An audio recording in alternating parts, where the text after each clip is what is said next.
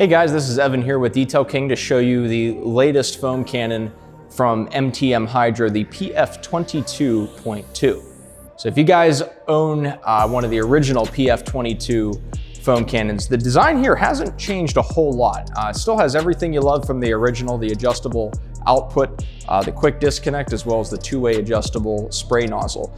What has changed, however, was one of the only flaws of the original version, which was that the bottle or canister was narrow and top heavy, and when you tried to set it down, it wanted to tip over all the time. So with this new design on the PF22.2, we now have a shorter and wider bottle that is less prone to tipping over and makes it a great base to set down on the ground or on a table, and it's not gonna roll away and spill all your soap out. So it still makes a ton of foam and it's quick and easy to use.